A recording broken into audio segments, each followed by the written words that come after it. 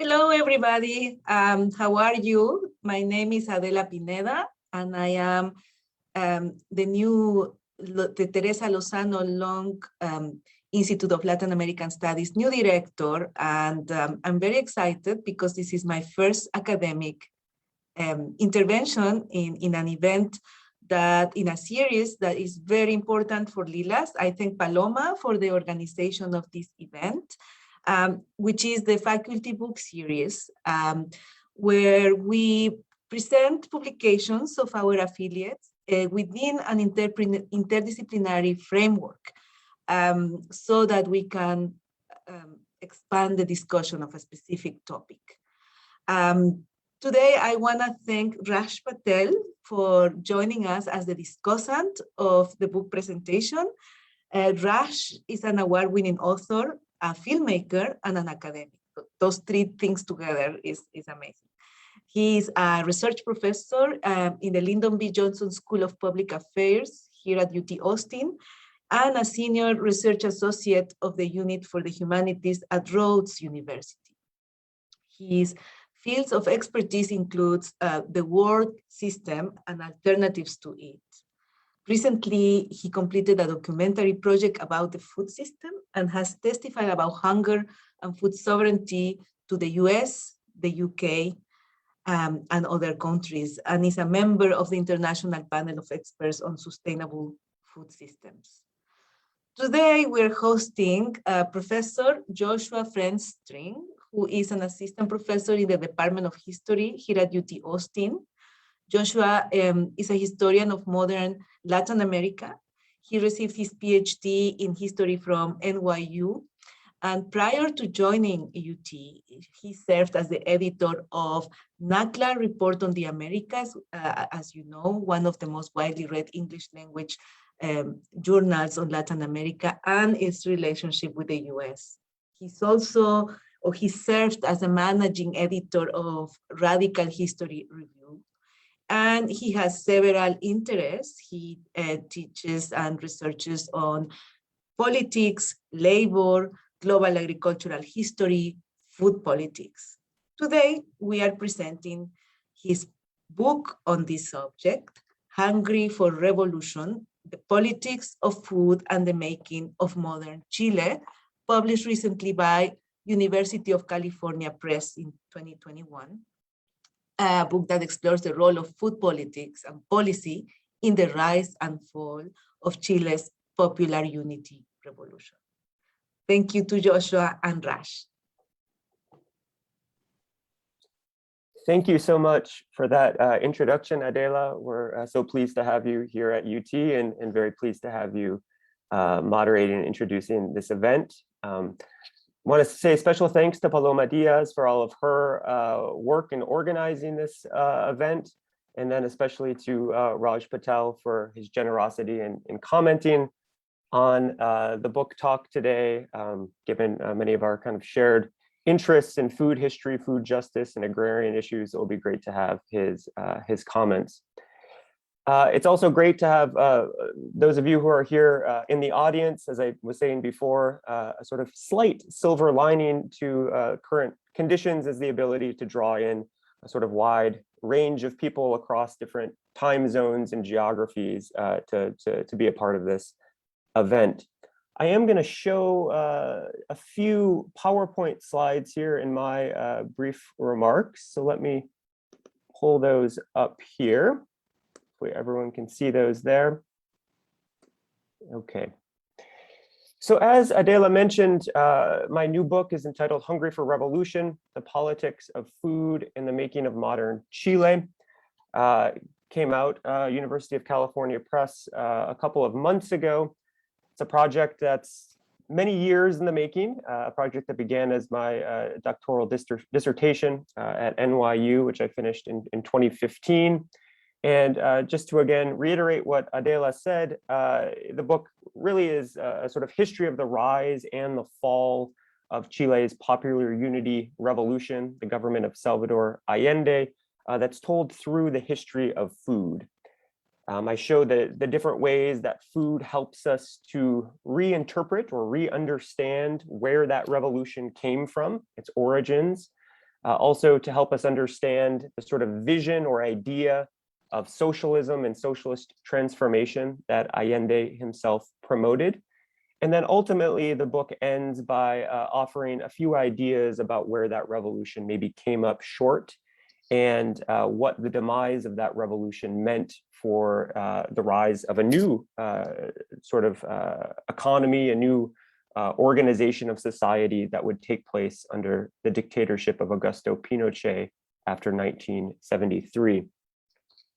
In using food as this sort of central organizing concept, I like to think of the book as offering a bit of everything to people of different interests, the sort of interdisciplinarity of the book. It shows how food is the sort of connective tissue that connects Chile to the global economy in the early 20th century, particularly through its nitrate fertilizer economy, a key motor of sort of input intensive agriculture at the turn of the century. It looks at food as the fuel for social and political protest. It shows how food was central to new scientific understandings about public health and social welfare, the ideas of nutrition science that emerge in the 1920s and 1930s.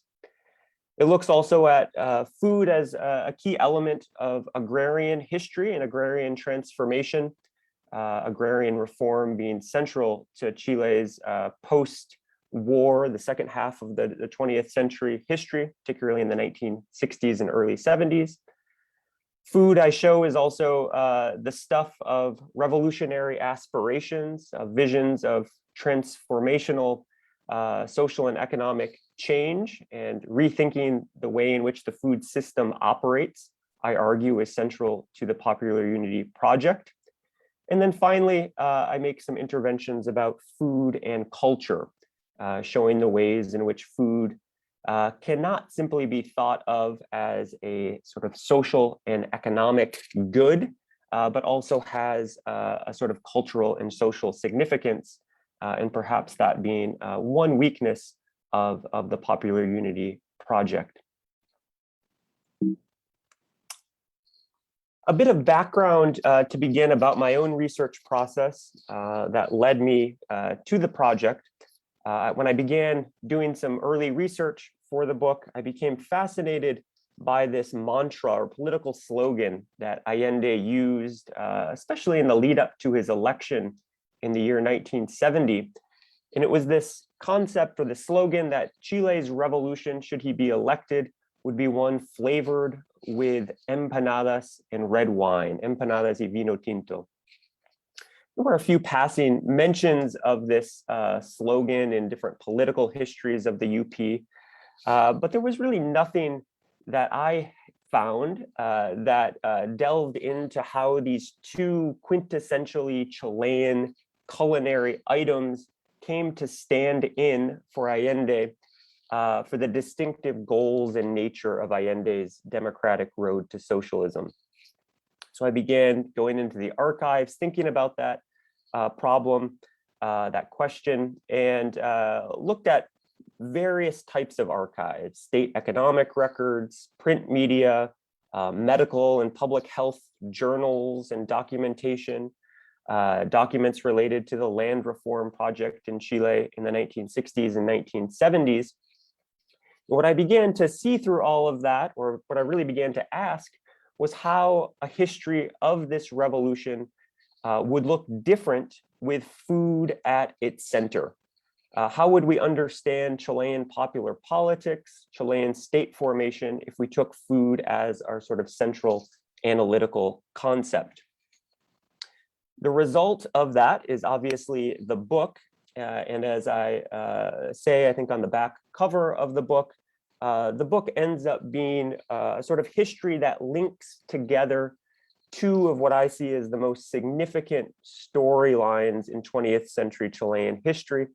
On the one hand, this sort of political struggle of an increasingly organized urban working class to gain access, reliable access to cheap and abundant and nutrient-rich foodstuffs. And on the other hand, the struggle of the state, as well as rural peasants, rural campesinos, to modernize Chile's underproducing agricultural countryside on the other.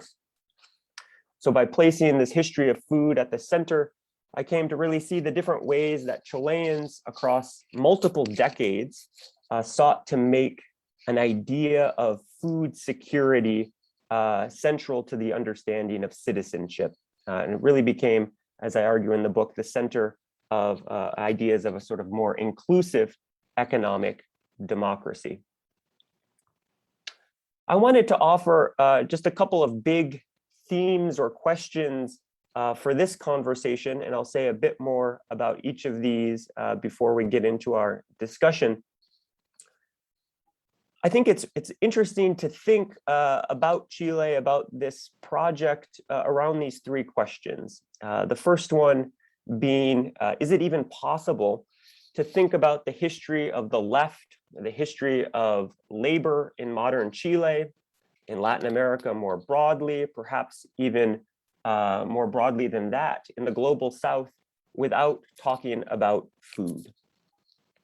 The second question I would pose is whether or not we can talk about the concept of social welfare, or what the developmental state was in Chile, in Latin America, or the broader global South, without also talking about food. And finally, is it possible, I would ask, to talk about what constituted, or perhaps still constitutes today, the concept of inequality, or the experience really of inequality within Chile, within Latin America, within the global South, as well as between the global South and the global North, without talking about food. Probably are not surprised, given the subject of the book, that my answer to all three of those would be no, that a study of food offers quite a bit in understanding those different questions. And in the case of Chile, I would suggest that really what we see is the role that food, and particularly this idea of basic needs, plays in the mobilization of an organized left, of a labor movement, and really in the unity between different elements of this sort of broad front progressive left in the 20th century.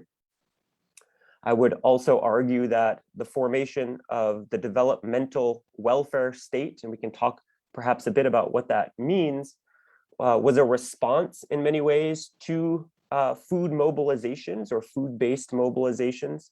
The state's implementation of things like urban price controls, its pursuit of agrarian reform and agrarian development, were in many ways an attempt to contain the political movements, the sort of mass politics that emerged out of food demands. And third, I would contend, and I do in the book, that food-oriented policies were critical in different moments to raising living standards, to codifying a particular notion of decency, and also in certain moments to challenging global inequities between North and South. But rarely did those policies go far enough to ultimately resolve the sort of persistent problem of inequality in a place like Chile. Just to highlight briefly a couple of elements that, again, come out of the book that I think highlight nicely those 3 points. You see here a picture of early 20th century labor leader, a man named Carlos Alberto Martinez, and on the right, a movement of which he was a very prominent leader, a movement that was known as the Workers' Assembly for National Nutrition, which took to the streets of Santiago and other major cities in Chile just after the First World War. I talk about in the book how this movement was really one of the first broad front, popular front style political movements of Chile's 20th century. And as its name would suggest, it was a movement that was very concerned with the problem of food, how food was produced, what it ultimately cost, very concerned about trade policies, commercial policies that let certain foods be exported from Chile while making it very difficult for other foods to be imported. The legacy of this movement, I think you can see throughout the 20th century. It becomes a sort of antecedent to the Communist Party's mobilization around consumer issues in the 30s and 40s. And it really becomes a movement that consolidates the idea that the state in Chile had a very important regulatory role to play in guaranteeing basic nutrition to all Chilean citizens. Put simply, I would argue that the politics surrounding food and other forms of basic consumption were central to this early progressive vision of what constituted economic and social democracy. And I think this is very much at odds with a certain tendency, particularly in the social sciences, to see consumer politics as something that emerges much later and is in many ways a replacement for mass politics. Moving ahead a bit in time, I also show in the book, again, how the developmental welfare state in a place like Chile was a response to those protests that we can see, for example, in the 1918-1919 period. I look closely in the book, for example, at how the state embraces nutrition policy, creates different agencies that are dedicated towards ensuring nutritious foods are delivered to popular consumers. You see here in this photo in the top left, a picture of a state-sponsored milk bar. These were set up around cities like Santiago to offer dairy products, particularly milk, but also more sort of delectable items like ice cream and dairy-based desserts to working class consumers at a fixed price. The state gets very involved in the 60s and 70s in the distribution of free milk to children around the country. And then also, as I've alluded to already, it takes part in this very important agrarian reform project, which I argue wasn't simply about redistributing land or empowering rural workers, but was also really about establishing a form of domestic food sovereignty and ensuring that particular types of foods would be made accessible to the growing cities of Chile, and in certain cases to the countryside as well. All of this, I would suggest, culminates really in the early 1970s with Allende's Popular Unity Revolution. It was 51 years ago this month that Allende was elected, part of this coalition that included Chile's Socialist Party, its Communist Party, Progressive Catholics, a handful of other reform-minded movements, all of whom were really committed to forging this democratic path towards socialism amidst the global Cold War. The acceleration of agrarian reform under Allende was a sort of key component of that revolution. And again, while there were concerns certainly about who owned the land, and this has been a subject that many scholars of agrarian reform have looked at, I want to show in this book how the content of agrarian production, as well as the distribution of that new sort of agricultural bounty, was just as critical to the agrarian reform moment. To cite one example in the book, I show how the government promoted the production of new sources of protein, things like chicken, pork, even fish, in the face of very expensive beef for consumers. And it really, as the revolution progresses in the face of beef scarcity. I also show by how the revolution planned many of its agricultural development projects in such a way that it would streamline urban distribution efforts, and again, move Chile towards greater food self-sufficiency. In many ways, the sort of connecting organization it's a focus of chapter 6 of the book, are these neighborhood food control boards. You see a poster here on the left advertising one of those. And these were places in which grassroots activists came together and both monitored the marketplace, but also took the place of private intermediaries, began to actually do direct distribution of goods in some of the poorest and sort of most working class areas of Chile's city. In that way, I would argue that the history of agrarian reform, the struggle for an idea of socialist equality, was very much a struggle over food in Chile. Lastly, I show in the book that the quest for a society in which empanadas and red wine were abundant did not necessarily end in triumph. The first year of the revolution was this year of tremendous consumer abundance, and food became a symbol of that abundance. But by the revolution's second and third years, food-based insecurity would become an issue that many Chileans associated with the government's shortcomings. By continuing to advocate a sort of vision of proper food consumption that too often was measured in calories and vitamins, leaders tended to minimize the social and cultural meaning that certain foods had to Chilean consumers. By making women, in particular, both the face of the food problem and the solution to that problem, the revolution tended to reproduce very gendered ideas of proper or respectable feminine political participation. And ultimately, I would argue on a sort of macroeconomic level, the revolution's inability to deal with food as a political problem, its emphasis that instead it was largely an economic concern, ultimately did little to disrupt the entrenched political power of large landowners who continued to exercise a tremendous amount of power through their professional associations, as well as through the Chilean legislature.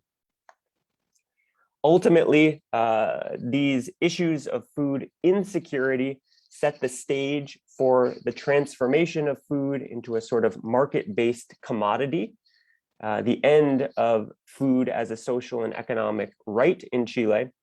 And that, I suggest in the epilogue, is really the foundation or a basis of Chile's neoliberal period that begins under the dictatorship of Augusto Pinochet. And if we want to sort of shoot ourselves into the future a bit, I would argue that it's this far more limited vision of citizenship, a vision of citizenship rooted in the market itself, that Chileans are today beginning to grapple with, to challenge. And I would argue that, as we can see in the sort of rewriting of Chile's constitution, an ongoing process today, that idea of neoliberal citizenship is being challenged for the first time since the dictatorship. I will leave it there. I look forward to hearing Raj's comments and any comments from the audience. Thank you. Thank you, Josh. And let me first begin by thanking, as we all must, Paloma, for bringing us together today, and without which nothing good happens. Also to welcome Adela. Thank you so much for kicking off your tenure, your academic jaunt and your journey with us here at UT with such a magnificent presentation. Thank you so much for joining us. And of course, Josh, congratulations on this fabulous book. It's for those who haven't yet had the opportunity to annotate their copy, you should rush out and get it now. Not least because I agree with everything that he says, but because this is a fantastic book that offers precisely the kinds of story around the food system that I think we need abundantly at the moment. So, I mean, to the extent that it matters what I think, I'm excited that we are seeing a history here that does acknowledge the importance of food in the 20th century. And of course, I mean, there's a sort of big geopolitical story about food that is about the Green Revolution. And for those of you who are unaware of what that term means, the sort of Cliff Notes version of the Green Revolution is that essentially after the Second World War, the United States was particularly concerned with the rise of communism, and it emerged in the minds of policymakers that and there's a non-innocent story here, but policymakers thought that in order to prevent communism, and these are American policymakers in particular, what you needed was food. And in particular, food for the urban working class. And through the work of the Rockefeller Foundation in Mexico, through the support of the US government, and through a range of interventions, not just in Latin America, but then through the front lines of of US sites of concern around the emergence of communism, you see interventions that are designed to shore up certain kinds of commodity production, certain kinds of farming technologies, certain kinds of state intervention in subsidies and state interventions for the support of the exploitation of the environment in particular ways. All of this gets bundled up and packaged as something called the Green Revolution. And the term Green Revolution was coined by the United States Agency for International Development administrator, William Goud, who in 1968 said, referring to the package of technologies and state supports and subsidies, that these are not the tools of the Red Revolution like those of that of the Soviets, nor the White Revolution like that of the Shah of Iran. We call it the Green Revolution. And so to understand food as part of geopolitics and as part of the overall narrative of US policy through the through the post-war period up until the 1970s, in fact, where you have Norman Borlaug winning the Nobel Prize more or less at the same time as Allende triumphs, and you have that happening. Norman Borlaug wins the Nobel Peace Prize for his work in promoting the Green Revolution. Borlaug himself was an agronomist, but he was the sort of humble Midwestern frontman for a wide series of political interventions that the US was responsible for throughout the planet. And so to have a story of sort of international geopolitics around food is one thing, but to have this book talk about the processes through which those kinds of operations of power are contested in particular sites, and also to have a book that talks about hegemony and lets you see hegemony and the balance of hegemonic and counter-hegemonic forces configure and reconfigure over the long 20th century, I think is a very rare thing, and it's a wonderful thing. So thank you very much, Josh, for putting that together. I mean, in this book, you see the sort of contested blocks that come together and duke out the roles of state and market, and try and either suture or sunder the roles between urban and rural economies, that try and prosecute the importance of import economics and the import of commodities to slake domestic hunger versus the vital national importance of exporting certain kinds of commodities, red wine, beef, and what have you. And so to see these kinds of balances of force play out over the course of the book is so important, particularly today. I mean, I know that we'll spend a little bit of time talking about the way in which the term liberty gets to be contested. Since we are at the University of Texas and we're soon to be enjoying the dividends of oil money buying our own Liberty Institute here, which I think many of us in the academic community find both dangerous and laughable. But there are ways in which a certain libertarian idea of what it is to be free in Chile obtains. And the rise of the idea that one is free not when one is unconcerned with the price of food, but one is free instead when one can buy what one wants, is a very interesting twist. And it's a twist that we're living through here in Texas at the moment, where simultaneously the kinds of observation that Josh has about the sort of valence and importance of certain kinds of commodities is also important. You know, right now you have the Green New Deal being contested by people who say, well, really, the Green New Deal is just the hamburger police coming out to get you. And people who are, you know, defending the Green New Deal, like myself, will say, well, aren't you interested in feeding the whole world? And people will be saying, well, yeah, you know, I'm sure that's interesting, but you know, you can't take away my hamburger from me. And the discussions around what it is to be a certain citizen of a certain place and the way in which that identity is articulated with certain kinds of food products is not just not even past, as our venerable historical enterprise here at the University of Texas would have us remember.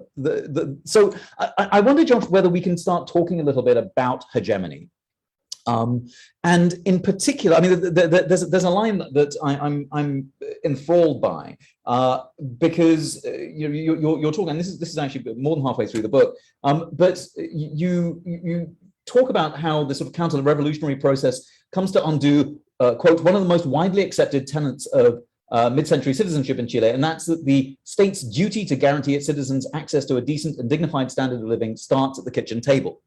And I wonder, Josh, whether you can talk to us about how it is that both left and right in Chile seem to agree that actually the state has an important and active role to play in administering certain kinds of food policy so that it's for the good of everyone as a citizen.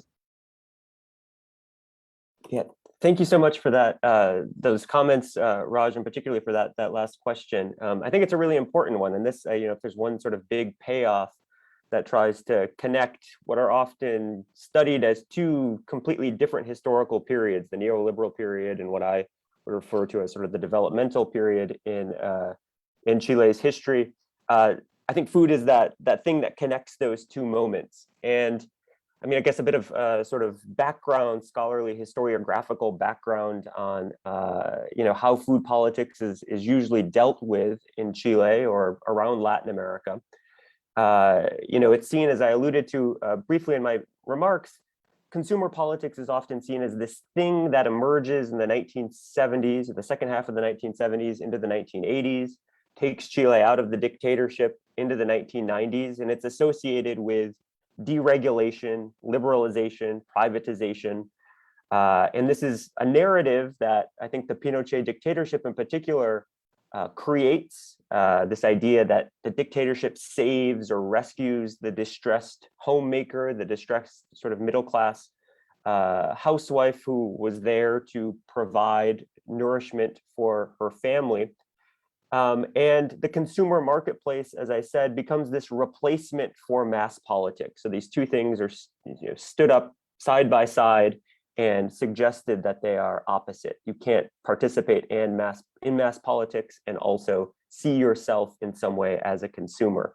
And there's different articulations of that. Probably the most famous in Chile is the writings of still a prominent conservative political figure, Joaquin Lavín, who was I don't think he actually ended up getting his PhD at the University of Chicago, but did spend some time at the University of Chicago, becomes a sort of economic thinker associated with Pinochet, and goes on, runs for president several times, including this past cycle. That idea that the conservatives make is that, again, those two issues, consumption and mass politics, can't happen at the same time. I think that's completely wrong. I think if you go back early in the 20th century, the kitchen table, the concerns about the household economy are where many of the sort of most progressive left currents in Chile begin. The women's movement of the 1930s, Chile has this incredible feminist movement that is sort of contemporaneous with the election of the Popular Front in the mid to late 1930s in Chile. And one of the issues that this very progressive feminist movement is organizing around is the cost of food, the availability of food, particularly for urban working class families. They take part in the formation of the Popular Front. The Communist Party, as I alluded to, very involved in organizing its idea of sort of mass struggle by going out to local merchants, to local shopkeepers, and monitoring the prices that they had on their price tags with what they were actually charging consumers. After World War II, I mentioned this, a couple of examples in the book. There's instances of women going out and sort of ransacking the shops of local shopkeepers who were believed to be speculating on cooking oil and tea, these sort of two very traditional staples for any kitchen, but tea has particular resonance in the sort of culinary imagination of Chile. And so what I suggest in the book that the concept I use is consumption politics. And I use that as a term that's distinct from the sort of neoliberal consumerism, right? So consumption politics being the sort of politicization or polarization that can occur around food that enables often or generates mass political activity, grassroots movements, and consumerism being that sort of sanitized, apolitical, depoliticized form of thinking about consumption as something completely separate from politics. And I think that's that sort of transition that happens there. And the key mechanism that shifts is the role of the state in all of that, right? In one version of it, it's grassroots politics making demands on a state to protect, as you so nicely said, the freedom of Chileans to have access to the basic necessities of life.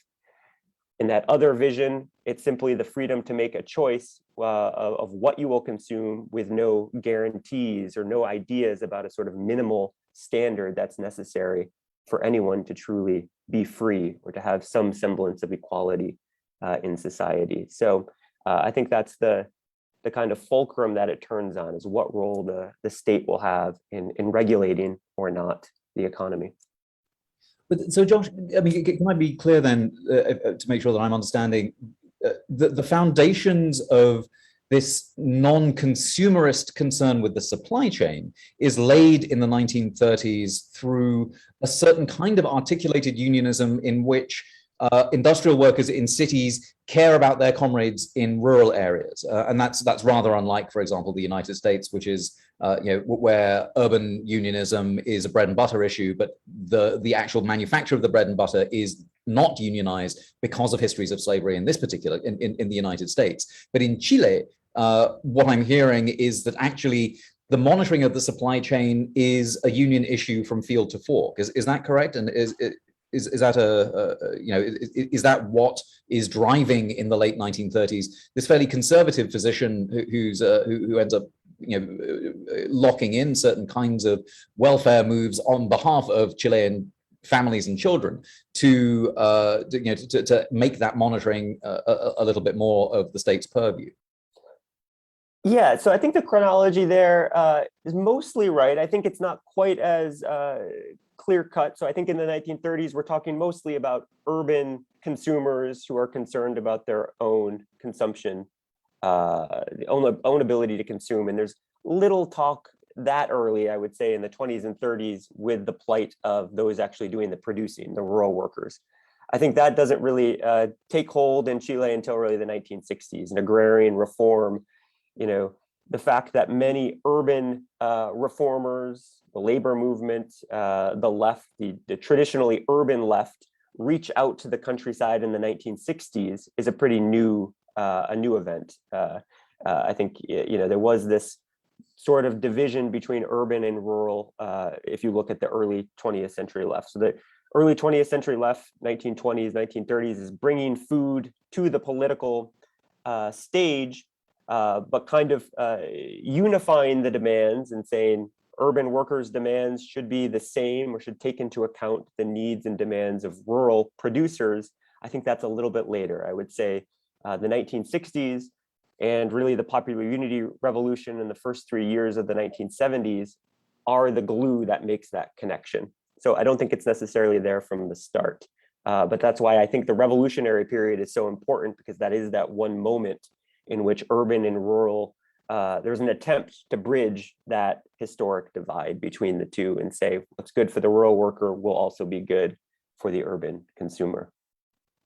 Well, let's talk about that glue for a second, because the way in which middle-class women feature in both the demand for controlled prices and then are unglued from one block and brought into another, I think is a fascinating story, because it counterposes working class feminism with the bourgeois agenda of the free market. And I wonder if you could talk to us a little bit about that process of counter-hegemonic reformulation, because if we are, again, my interests here are purely contemporary, where I'm worried that precisely this kind of consumption politics, in one way or another, is going to stymie our efforts for a green revolution, for a red, black, and green New Deal to save the planet, and it will hinge on certain kinds of blocks of political opponents being split away. And so I'm keen to use your book as a vaccine. I'm wondering if you can talk us through what you see as some of the missteps that were taken by by the left in those in the late 60s and early 70s. Yeah, fantastic question. Certainly contemporary resonance. You can see what's going on today in some of the political shifts that happened in Chile in the 1970s. Just to begin, again, the history that we traditionally hear about women as consumers in Chile, particularly during the 1970s, is one in which women are seen as a reactionary force, right? They're a sort of key element of the anti-Allende, anti-socialist bloc that develops, especially in the second and third years of the revolution. And historian of Chile, Margaret Power, has written a lot about this. Right-wing women in Chile, I believe, is the title of her book. And that story, I think, is certainly correct. Women do play a very important role in galvanizing the opposition. They're the first sort of social group to take to the streets against Allende, even when things are still going quite well socially and economically. This is, the end of 1971.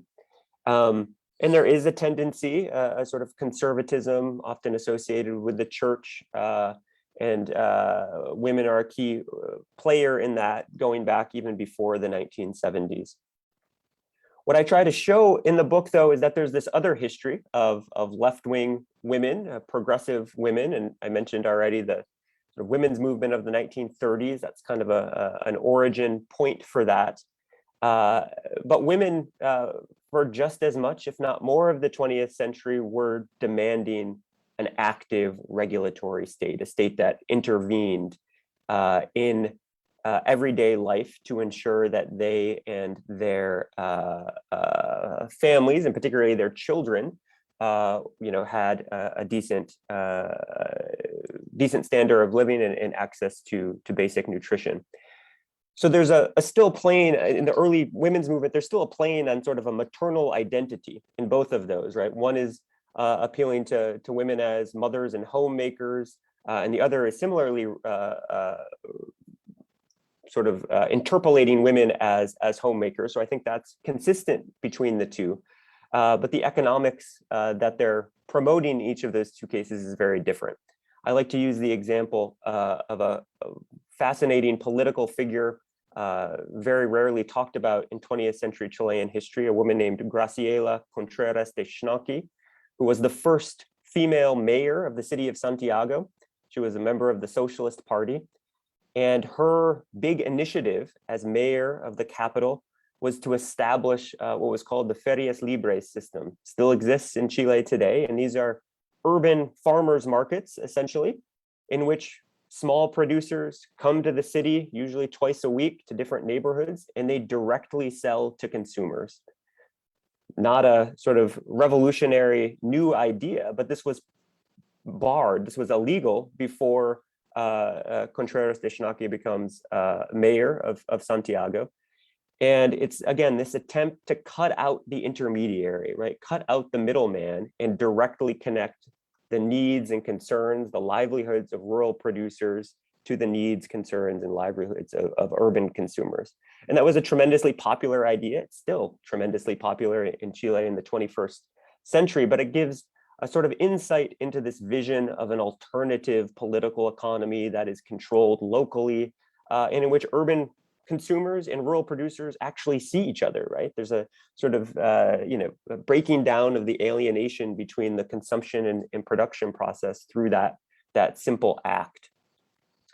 In terms of where some of this goes wrong or what lessons could perhaps be learned, I would suggest that the popular unity government and most progressive movements in Chile through the 20th century don't take into consideration enough, or don't take seriously enough, the social and cultural significance of certain foods. And, we see maybe illustrations of this in our contemporary world, people up in arms, taking away red meat, taking away hamburgers. And of course, there's a lot to be laughed about in some of those critiques of food activists today, but there is also something significant there, I think. Allende famously in the early 1970s, as beef becomes scarce, has the idea that we can simply replace beef with fish. Chile has an abundant coastline filled with fish, merluza, hake being the most abundant, and the idea that we could simply take one protein source and substitute it for another, and that people would generally accept that, proved to be not quite so accurate. And that doesn't mean there wasn't a path to removing beef or sort of decentering beef from the Chilean dinner plate. But I think those concerns do have some value, and there are things that we have to think about both contemporarily, if the case of Chile offers us any sort of historical roadmap. Well, goodness, Josh, I mean, there's so much to unpack there, but my questions now ought to be taking a back seat to those who are throwing us in questions from Facebook. But first of all, I would be very grateful, Adela, if you might be able to kick off our questioning. Thank you, Raj. I think there are several questions in the chat, so we can go through them. I just had like a curiosity about, you mentioned at the end and at the beginning the role of culture in the book, but also why it was not taken into account as it should have in order for the Chilean experiment to be successful. And this brings me to a kind of like larger question that has to do with taste, like food having all the markers of taste, which implies distinction, individuation, etc. But why is it that the neoliberal experiment is more successful? Because we do change diets now. Like I just think about Mexicans being more interested in eating, kind of like food that is more Americanized, like hot dogs or hamburgers, and not the street taco. It's not completely true, but it's true that there are experiments in which you successfully change the diet of complete populations, right? So why is it that these socialist experiments of the mid-20th century disregard the importance of culture as a political and an economic weapon, and I see that also in the filmmakers of the era. Some of them, didn't take humor into account, which was so important to gain what they call the people, right? The idea of the people was to transform them through the medium of film, but then they didn't actually reach out to them culturally. So I think this is a very fascinating aspect from the point of view of what I studied. It's a great question. Thank you so much for that comment and question, Adela. Yeah, so the book kind of ends as an epilogue that gets into the post-1973 period. So I can't talk too much about exactly what happens under Pinochet, and probably even more so the significance is what happens in the 1990s under the Concertación in Chile, which is really the explosion of the sort of mass consumer society that many of us would associate with Chile today. I mean, a simple answer there, and it's not satisfactory, but it's marketing, right? The marketing of certain foods, and I'm certainly not an expert in the science of marketing, or how you begin to make cultural associations between particular foods and different lifestyles, and your examples in Mexico of hamburgers and hot dogs. How does that come to replace a more sort of traditional Mexican cuisine? The sort of globalization of food. There are people who have certainly written about that more eloquently than I have. I can say what happens in the Allende period and even before. And again, the case of fish is fantastic, and it doesn't so much.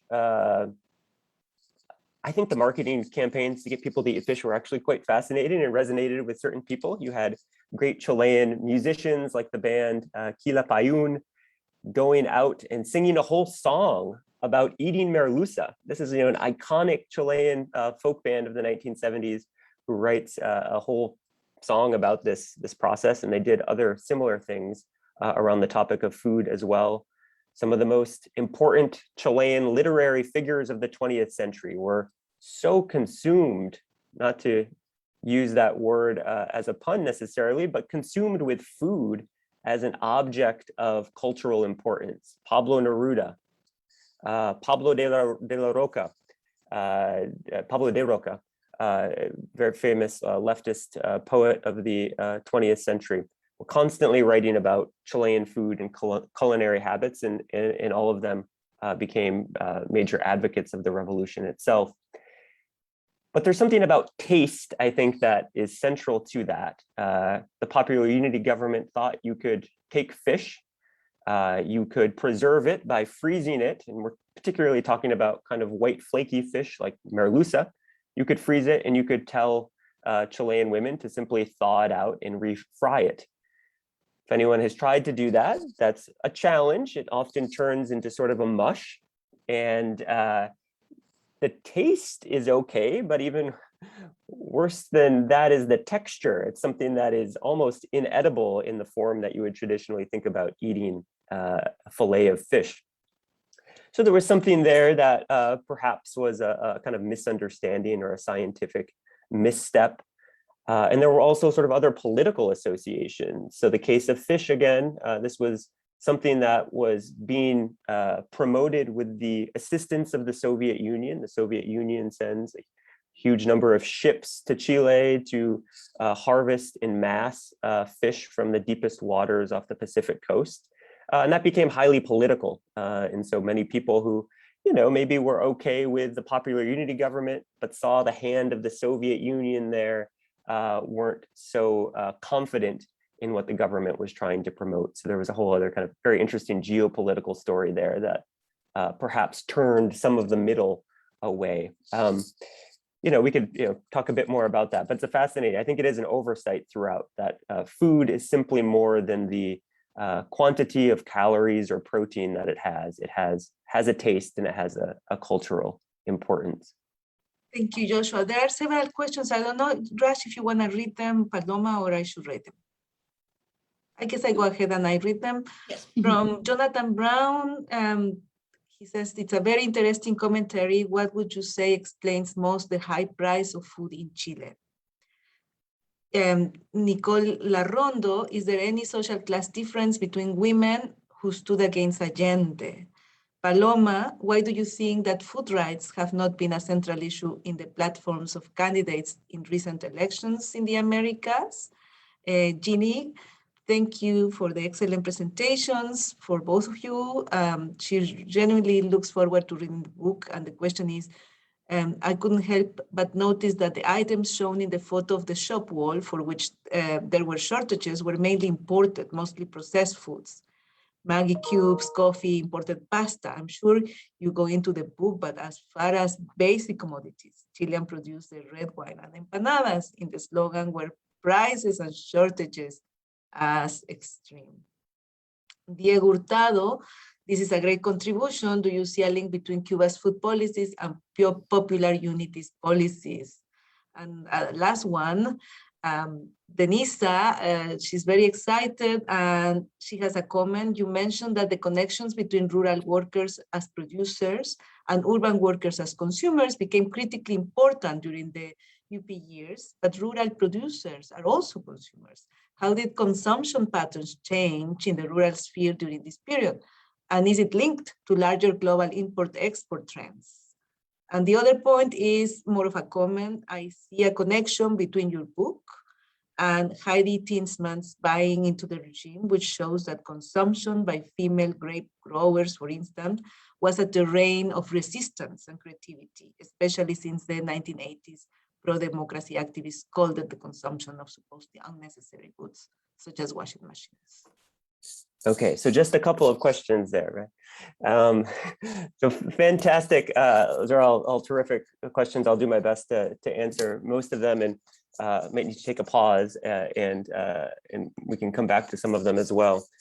So beginning with Jonathan Brown's question, so the price of food in Chile. This is a persistent issue throughout the early 20th century, and if there is one thing that the Pinochet years, or at least maybe the last bit of the Pinochet dictatorship and into the 1990s, does resolve, it is the problem of inflation. Chile today does not have, especially compared to many of its Latin American neighbors, particularly notable levels of inflation.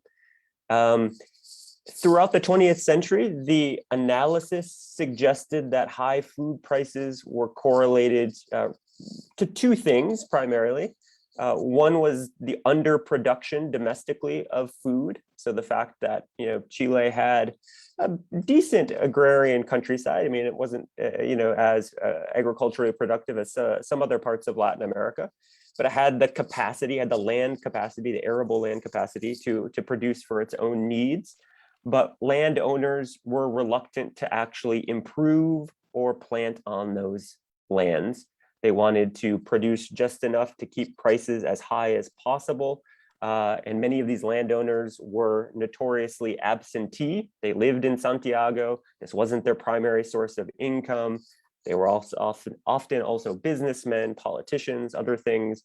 And so it was a sort of secondary economic enterprise. And so it's perfectly fine for them to let their land lay fallow and reap pretty high prices for the limited production that they were producing.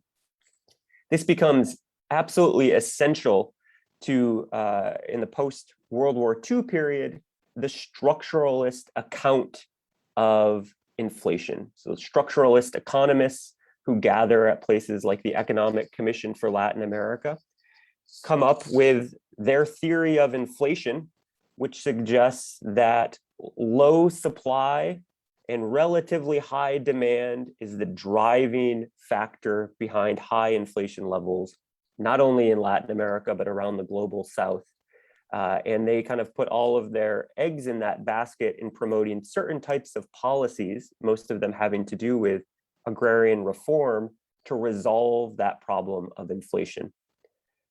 The Chicago boys, the neoliberal school of economics, or what became known as monetarism, is intellectually a direct response to the structuralist theory of inflation. They argue that it's actually the printing of new money, the supply, the total money supply in a country, that is the primary factor behind inflationary pressures.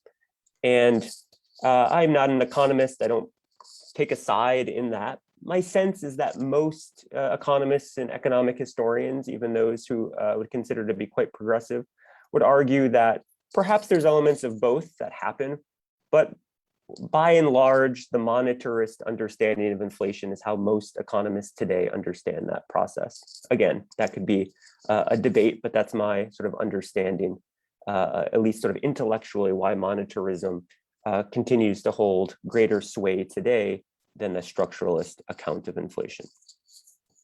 Okay, so that's sort of that first question there. In terms of the social class differences between the women who stood against Allende, a fascinating question, and I think there's a lot more research, I would say, that needs to be done on the UP period in general, on different tendencies among women, pro and anti-Allende. I'm pretty convinced that we can speak in some level of generality and say certainly upper class women very firmly in the anti-Allende camp. Increasingly, middle class women move into the anti-Allende camp. But they are in 1971, this year that I talk about in the book as a year of sort of tremendous consumer abundance. Many of them are firmly standing with Allende. The Juntas de Abastecimiento y Precios, the HAP as they're called, and talking about this with Paloma a little bit before, they, have this horrible, there's a horrible memory in Chile of what they did, that they were seen as sort of rationing boards, similar to the committees for the revolution, committees for the defense of the revolution in Cuba. That becomes true by the very end of the revolution, but at the early period when they're created, they're quite popular, and they include a lot of middle-class women, middle-class merchants, middle-class men who are merchants as well. But it is that kind of crucial middling sector that I would say over time, the middle class tends to move towards the anti-Allende position. I would still argue that, by and large, women in the sort of popular classes, particularly women in sort of shanty towns or on the periphery of Santiago, stand pretty firmly with Allende to the end. And you can see numerous examples of that in the print media of the era.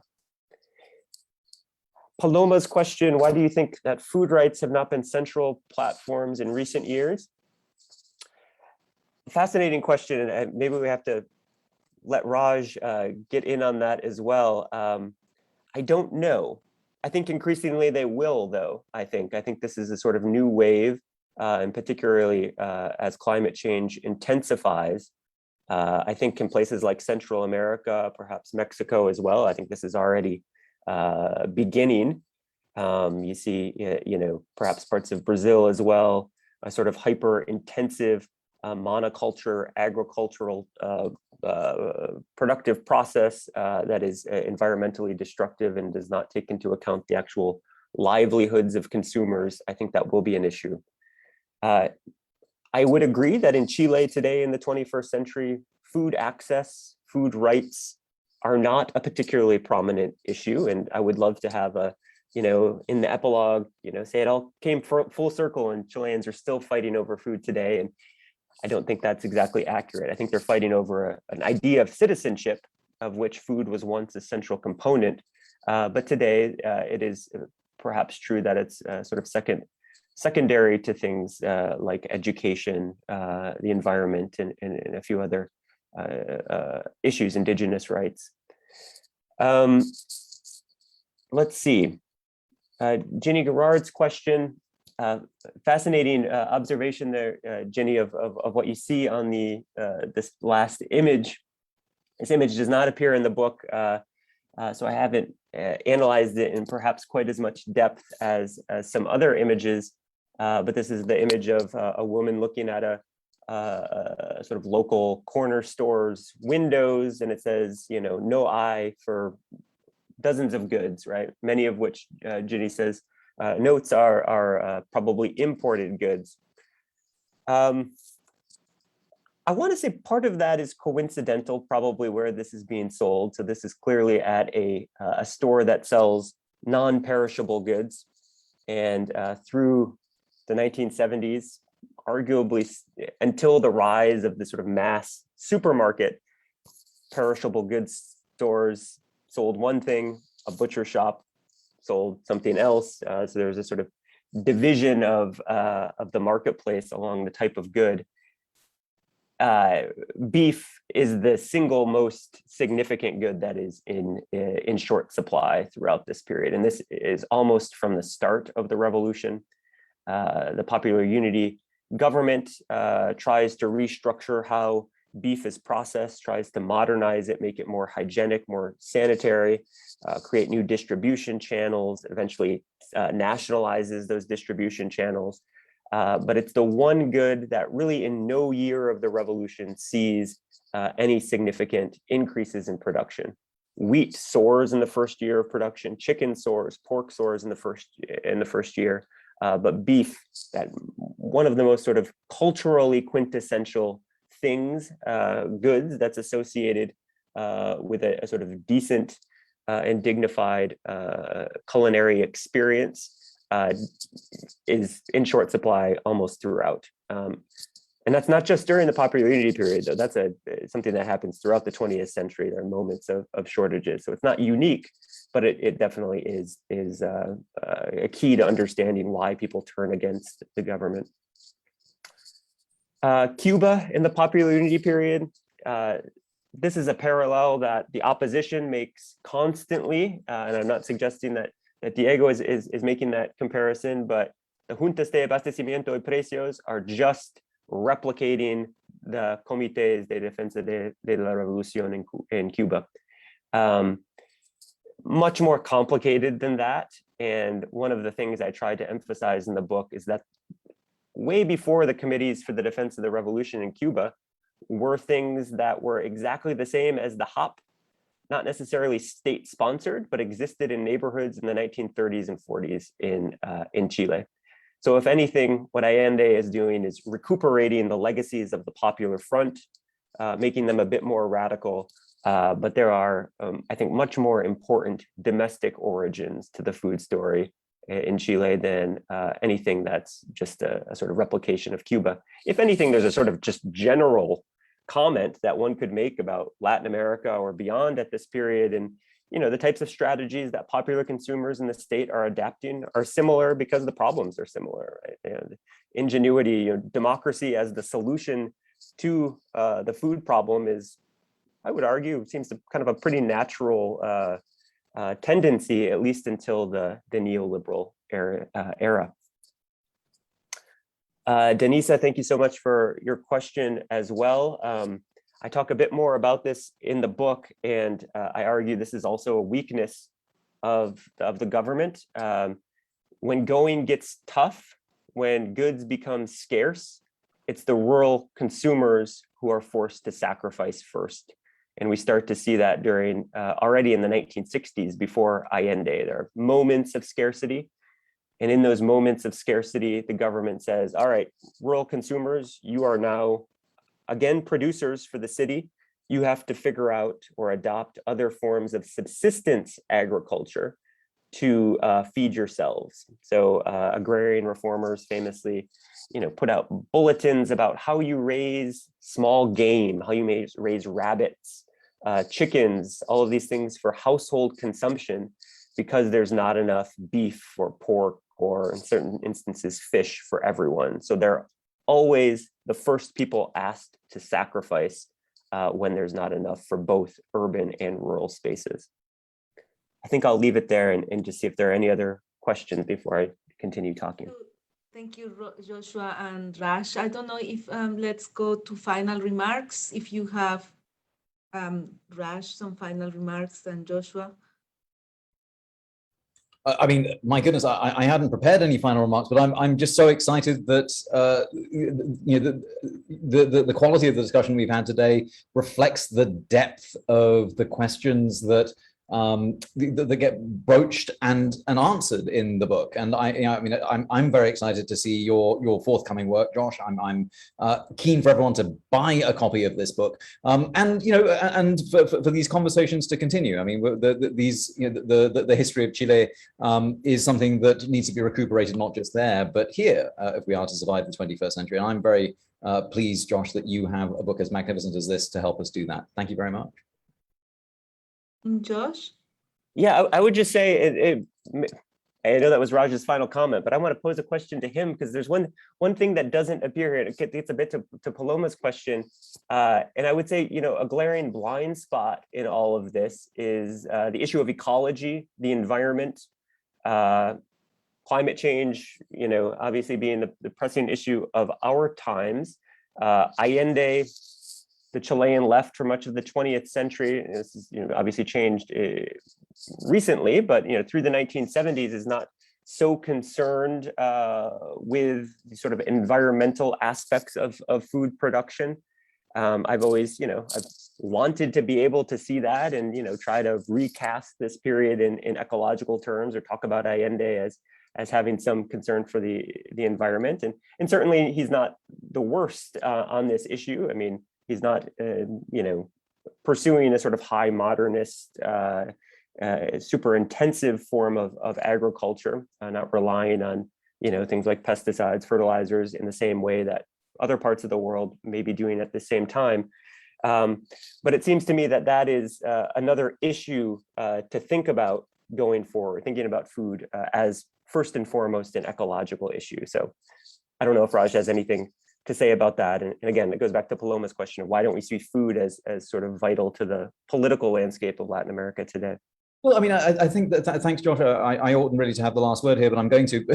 I mean, I think your point about who is it that's asked to sacrifice first goes, I think, to this issue very precisely. I mean, we're not going to memory hole the Maoist movements through Latin America, and in fact, the rise of Maoism points to, and the tensions around Maoism point to indigenous politics and indigenous worldviews connected to certain kinds of ecological concern, and it's been very interesting to see sort of the frictions between even contemporary indigenous and peasant politics in imagining a climate.